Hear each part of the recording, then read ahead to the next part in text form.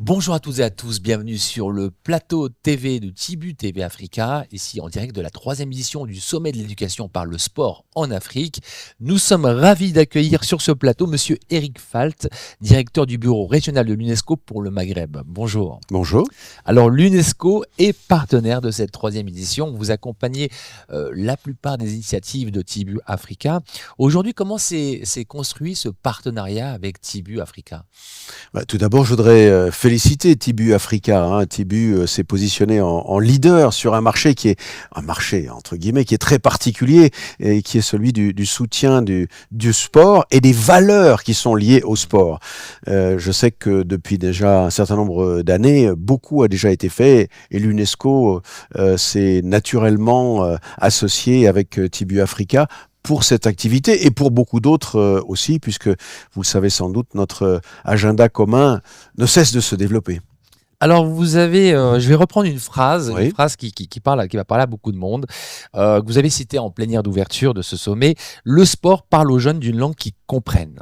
Oui, tout à fait. C'est une citation de Nelson Mandela qui était visionnaire à beaucoup d'égards et qui avait compris justement notamment les valeurs qui peuvent être véhiculées par le sport. Et ce sont ces valeurs qui sont aussi les valeurs de l'UNESCO. Pour nous, le sport, au-delà des compétitions sportives qui sont très importantes parce qu'elles permettent d'attirer l'attention du public, mais nous permet de montrer que le sport peut être et doit être inclusif, sûr et équitable.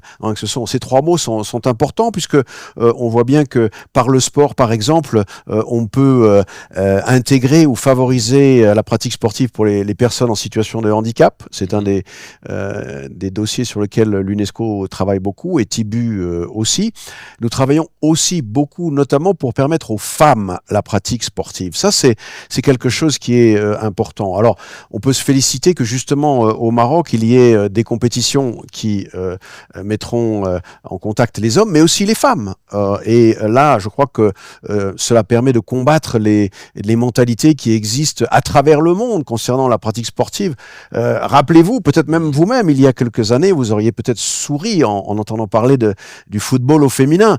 Aujourd'hui, tout le monde prend cela très au sérieux. À titre personnel, j'ai joué au football plus jeune et j'aime beaucoup regarder le football, mais je préfère honnêtement regarder le football féminin aujourd'hui que souvent le football masculin. Donc on a vraiment, je dis ça parce que les mentalités ont beaucoup évolué. Mais il faut continuer, parce que la pratique sportive, notamment pour les jeunes femmes, n'est pas toujours possible. Pour diverses raisons, des raisons culturelles, des problèmes d'infrastructure, etc. C'est vrai au Maroc comme ailleurs, et Tibu Africa et l'UNESCO sont engagés pour essayer de continuer à faire évoluer ces mentalités. Nous lançons aujourd'hui cette académie pour les femmes dans le sport, qui nous permettra de réfléchir à des moyens nouveaux, justement, d'intégrer les femmes dans le sport. L'UNESCO vient de lancer aussi avec le ministère de l'Éducation et des Sports un nouveau projet avec le soutien de la fondation Decathlon pour, là encore, favoriser la pratique sportive dans les foyers féminins qui sont assez populaires au Maroc, pour essayer, dans un premier temps dans la région de Rabat, de faire que plus de femmes, justement, aient la possibilité de pratiquer le sport. Alors une autre phrase que j'aimerais commenter, mais celle-ci est de vous. Ouais. Le sport ne se limite pas à la compétition ou à la performance, c'est un moteur d'émancipation et de transformation sociale, comme vous l'avez indiqué, notamment sur les populations féminines. Aujourd'hui, est-ce que le fait que le Maroc aujourd'hui accueille de grands événements internationaux tels que la Coupe du Monde, on en a parlé ce matin, est quelque chose aussi qui va encourager aussi les actions et les initiatives de l'UNESCO? Indéniablement, là je crois que à la fois par l'organisation de grands événements sportifs, mais aussi par la volonté que l'on voit bien à tous les niveaux, notamment au niveau gouvernemental, d'intégrer la pratique sportive pour tous, de façon sûre et équitable. Le Maroc va, nous l'espérons, entraîner aussi d'autres pays dans la même direction.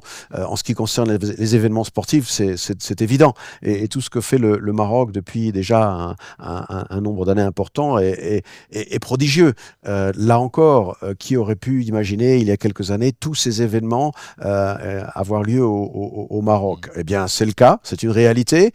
Toutes les infrastructures sont en train d'évoluer pour justement s'adapter à ces événements sportifs. Mais au-delà de tout ça, ce qui préoccupe le plus l'UNESCO, c'est de travailler pour que le sport soit vraiment un vecteur d'émancipation, d'intégration sociale et de progrès sur la voie d'un développement pour tous.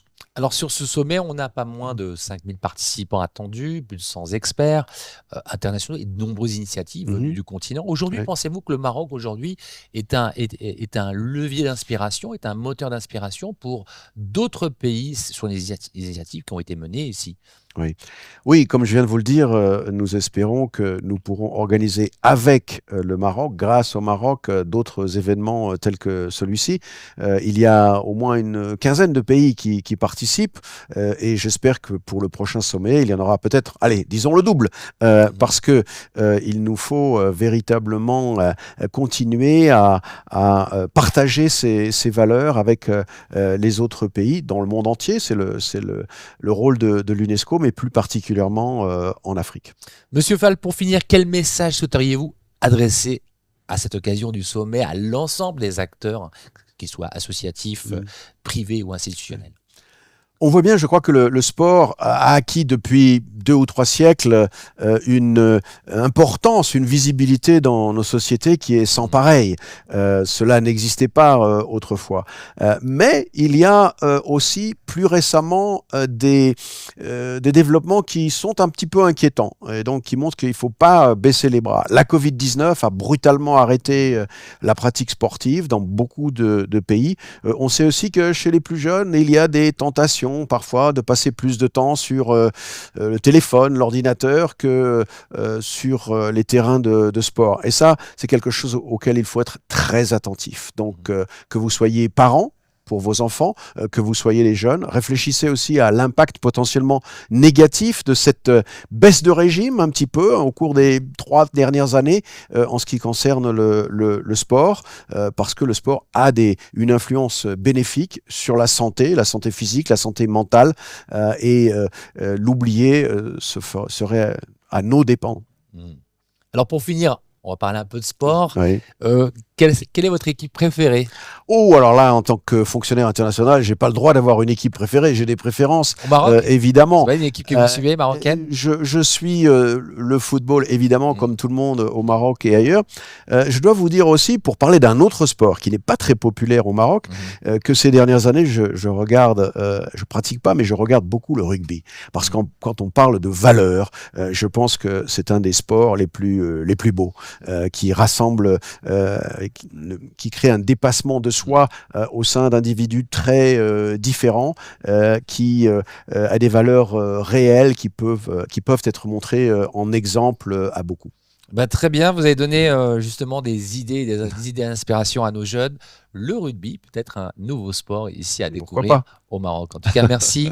Merci et merci à vous de votre soutien à cette édition du sommet du TIB africain. Merci à vous de m'avoir invité.